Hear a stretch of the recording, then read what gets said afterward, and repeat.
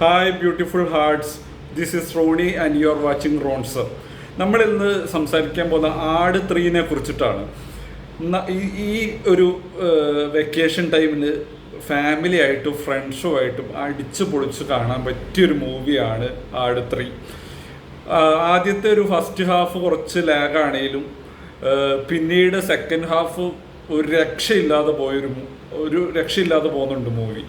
അപ്പം ആട് 1 കുറിച്ച് പറയണം. ആട് 1 ബോക്സ് ഓഫീസിൽ നല്ല രീതിയിൽ ഫ്ലോപ്പായ ഒരു പടമാണ്. അത് കഴിഞ്ഞിട്ട് ആട് 2 ആട് 3 എടുക്കുമോ എന്നുള്ളത് പോലും ഒരിക്കലും ചിന്തിക്കാൻ പറ്റാത്ത ഒന്നായിരുന്നു. അത്ര രീതിയിൽ ഫ്ലോപ്പായ ഒരു പടത്തിനെ വിജയ് ബാബു ഫ്രൈഡേ ബാനേഴ്സ് ആണെന്ന് തോന്നുന്നു അവർ എടുത്ത്, ആ പ്രൊഡക്ഷൻ ഹൗസ് എടുത്ത് ഇപ്രാവശ്യം കാവ്യ ഫിലിംസോ അങ്ങനെ ഒരു പ്രൊഡക്ഷനും കൂടെ ഉണ്ട് ഇതിൻ്റെ ഒപ്പം. ഇവർ രണ്ടും വിജയ് ബാബു കാവ്യ പ്രൊഡക്ഷനും കൂടെ ചേർന്നിട്ടാണ് ഈ പടത്തിനെ കൊണ്ടുവന്നേക്കുന്നത്. പിന്നെ നല്ലൊരു ബിഗ് ബഡ്ജറ്റ് മൂവിയാണിത്. കാരണം മൊത്തത്തിൽ അതിൻ്റെ സെറ്റും കാര്യങ്ങളും പഴയ കാലത്തെ ഇതും ഒരു ടൈം ട്രാവൽ രീതിയിലാണ് പടം എടുത്തേക്കുന്നത്. ഒരു 3 കാലഘട്ടത്തിലുള്ള ഒരു ടൈം ട്രാവലിനെ ഇതാക്കിയിട്ടാണ് പടം പോകുന്നത്. അതിൽ പിന്നെ നമ്മുടെ ഡ്യൂഡിൻ്റെ ഒരു എൻട്രിയും ഡ്യൂഡിൻ്റെ കുറേ സീനുകളൊക്കെ ഉണ്ട്. ഒരു രക്ഷയില്ല കേട്ടോ. എനിക്ക് ആ ഫിലിമിൽ ഏറ്റവും ഇഷ്ടപ്പെട്ടത് ഡ്യൂഡിൻ്റെയാണ്. കാരണം വിനായകൻ എന്ന് പറയുന്ന ഒരു നടൻ, പിന്നെ ഞാൻ പറയാം ഈ കുറച്ച് ഇടവേളയ്ക്ക് ശേഷമാണ് ആട് 3 വരുന്നത്. എന്നിട്ട് പോലും ഇവർക്കൊക്കെ ഈ കഥാപാത്രത്തിലേക്ക് വീണ്ടും ഒരുപാട് ഫിലിം ചെയ്തിട്ട് പോലും ഈ കഥാപാത്രത്തിലേക്ക് തിരിച്ചു വന്ന് ആ രീതിയിൽ ഈ പടത്തിനെ അഭിനയിക്കുക എന്ന് പറഞ്ഞു കഴിഞ്ഞാൽ സമ്മതിക്കാതിരിക്കാൻ വേറെ നിവൃത്തിയില്ല കേട്ടോ. കാരണം വിനായകനെ കുറിച്ച് എപ്പോഴും പറയുന്ന ഒരു വേദിയിൽ മമ്മൂട്ടി പറയുന്ന ഒരിതുണ്ട്, പുള്ളിക്കാരൻ പുറത്ത് എങ്ങനെയാണെന്ന് നിങ്ങൾ നോക്കണ്ട, ആ ക്യാരക്ടറിലേക്ക് വരുമ്പം, ആ സിനിമയുടെ അല്ലെങ്കിൽ ആ ക്യാരക്ടറിലേക്ക് വരുമ്പോൾ പുള്ളിക്കാരൻ നെക്സ്റ്റ് ലെവലാണെന്ന് പറയുന്നുണ്ട്. നമുക്ക് പറഞ്ഞത് അത് തന്നെയാണ് എനിക്കും പറയാനുള്ളത്. പുള്ളിക്കാരന് കൊടുക്കുന്ന ക്യാരക്ടർ ഇത്ര അസാധാരണമായ രീതിയിൽ അഭിനയിക്കാൻ പുള്ളിക്കാരനെ കഴിഞ്ഞിട്ടേ ഉള്ളൂ. അതേപോലെ ഷൈജിക്കുറുപ്പും ധർമ്മജൻ, ഇന്നസെൻറ്റ്, ഇന്ദ്രൻസ്, ഇവരൊക്കെ നല്ല രീതിയിൽ പെർഫോം ചെയ്തിട്ടുണ്ട്. കാരണം ഈ സൂര്യയുടെ ഷാജിപ്പാപ്പൻ, ഈ ഷാജിപ്പാപ്പൻ എന്ന് പറഞ്ഞാൽ നമുക്ക് എല്ലാവർക്കും ഇഷ്ടപ്പെട്ട ഒരു ക്യാരക്ടറായിട്ട് മാറിയേക്കുകയാണ്. അപ്പം ഷാജിപ്പാപ്പനെ തിരിച്ചു വരുന്നത്, അത് ജയസൂര്യ കുറച്ച് ഇടവേളയ്ക്ക് ശേഷമാണ് വരുന്നത് പോലും അത് ആ സ്ക്രീൻ പ്രസൻസും ആ ആക്ടിങ്ങും കൊണ്ട് അസാധാരണമാക്കി മാറ്റിയിട്ടുണ്ട്. ഷാജിപ്പാപ്പനെ എപ്പോഴും ഇങ്ങനെ ഒരു ഇത്രയും വിജയമാക്കുന്നത് എന്താണെന്നറിയുമോ? ഇതിൻ്റെ സപ്പോർട്ടിങ് റോൾസാണ്. ഈ സപ്പോർട്ടിങ് റോൾസ് കൂടുമ്പോഴാണ് ഷാജിപ്പാപ്പ എന്ന് പറഞ്ഞ ഒരു ക്യാരക്ടറിനെ ഒന്നുകൂടെ മനോഹാരിതമാക്കുന്നത്. കാരണം നല്ല രീതിയിൽ ഇവർ ആ സപ്പോർട്ടിങ് കാസ്റ്റ് കൊണ്ട് ധർമ്മജനും മറ്റേ ഷൈജിക്കുറുപ്പും ഈ പറയുന്ന പോലെ ഡ്യൂഡും ഒക്കെ ചേർന്ന് നമ്മുടെ സാത്താൻ സേവ്യർ എടുത്ത് പറയേണ്ട നല്ലൊരു ഇൻട്രോ സാത്താൻ സേവ്യർക്ക് ഇപ്രാവശ്യം കൊടുത്തിട്ടുണ്ട്, ഡ്യൂഡിന് കൊടുത്തിട്ടുണ്ട്. അതൊക്കെ നല്ല രീതിയിൽ സ്ക്രീനിൽ നമ്മൾ എല്ലാവരുമായിട്ട് ശരിക്കും എൻജോയ് ചെയ്യും. മിഥുൻ മാനുവൽ തോമസ് നല്ല രീതിയിൽ വർക്കൗട്ട്, നല്ല രീതിയിൽ സ്ക്രിപ്റ്റ് ചെയ്ത് അതിനെ കൊണ്ടുവന്നിട്ടുണ്ട്. പിന്നെ ടൈം ട്രാവല് ഒക്കെ ചെയ്ത് പിന്നെ ആ ഓരോ കാലഘട്ടത്തിനെ കൊണ്ടുവന്നു അത് മിക്സ് ചെയ്ത് കാണിച്ചേക്കുന്ന രീതിയും, പിന്നെ ഇതിനെ എടുത്ത് പറയേണ്ട ഒരു സംഭവം ഇതിൻ്റെ എൻഡിങ് പിന്നെ കൊണ്ട് നിർത്തിയേക്കുന്ന ഒരു വിധമുണ്ട് എൻ്റെ മോനെ. അത് ഇപ്പോൾ അതിൻ്റെ അടുത്ത പാർട്ട് വരാനായിട്ട് ആൾക്കാരെ ത്രില്ലടിപ്പിക്കാൻ നാളെ ഇത് വന്നെങ്കിൽ നമ്മൾ ചിന്തിച്ചു പോകും. അത്ര രീതിയിൽ ത്രില്ലടിപ്പിച്ചിട്ട് കൊണ്ടേ ഒരു ഇതിൻ്റെ സെക്കൻഡ് പാർട്ട് കൊണ്ടുവരാൻ പോകുന്നത്. അത് എല്ലാവരും വെയിറ്റ് ചെയ്യുന്ന ഒന്നായിരിക്കും. കാരണം എന്താ ഇത് സംഭവിക്കുന്നതെന്ന് കാണാൻ വേണ്ടി ഉള്ള ഒരു ആകാംക്ഷ എനിക്കും ഉണ്ട്. അപ്പോൾ ആ രീതിയിൽ കൊണ്ടുവന്നിട്ടുണ്ട്. പക്ഷേ പടം എന്ന് പറയുന്നത് ചില ആൾക്കാരെ സംബന്ധിച്ച് ഈ ഫസ്റ്റ് ട്യൂബും കണ്ടിട്ട് ഷാജിപ്പാപ്പൻ്റെയും പിള്ളേരുടെയും ഒരു അടിച്ചുപൊളി എൻജോയ് ചെയ്യാൻ വരുന്നവർക്ക് മേ ബി ചിലപ്പോൾ ഒരു നിരാശയായിരിക്കും ഈ ടൈം ട്രാവലും പുതിയൊരു സംഭവങ്ങളും കൊടുത്തത്.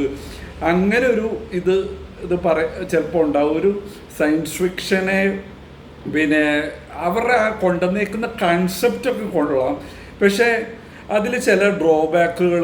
പക്ഷെ നമ്മൾ ആ ഡ്രോബാക്കിൽ ഇരുന്ന് ഒരു സയൻസ് ഫിക്ഷൻ രീതിയിൽ അതിൽ വലിയൊരു സംഭവമാക്കി അങ്ങനെ ഒരു കാണാതിരുന്നു കഴിഞ്ഞാൽ ഈ പടം ഓവറോൾ അടിപൊളിയാണ്.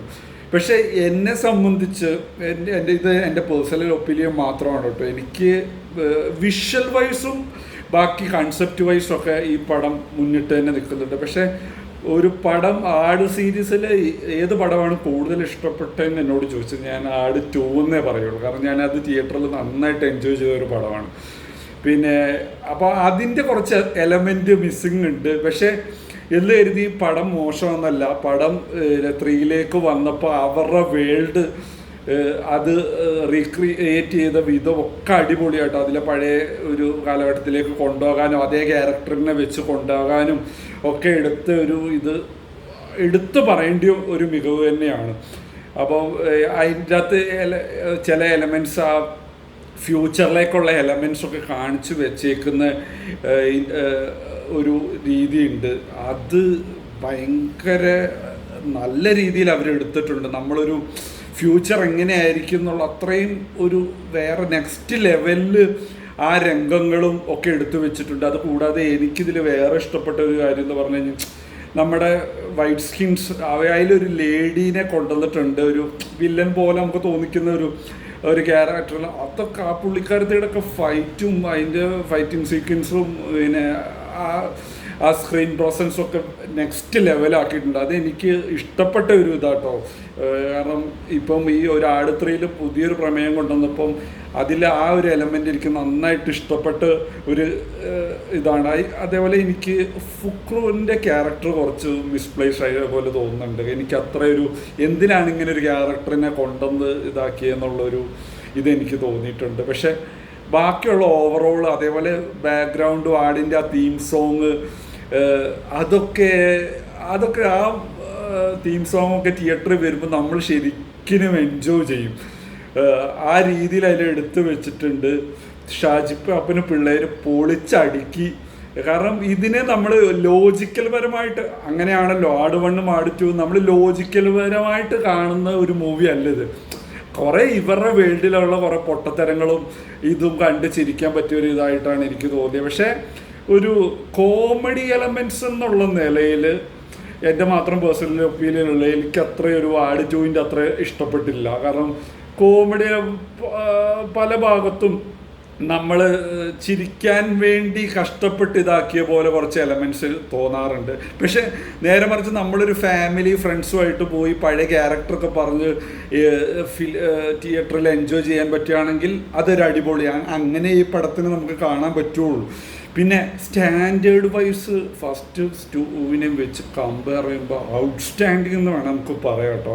അങ്ങനത്തെ ഒരു ഷിഫ്റ്റാണ് എഡിറ്റിങ്ങിൻ്റെ കാര്യത്തിലും ബാക്കിയുള്ള ടെക്നിക്കൽ പരമായിട്ട് ആ മൂവീനെ കൊണ്ടുപോയേക്കുന്ന ഒരു വിധം വേറെ നെക്സ്റ്റ് ലെവലാണ്.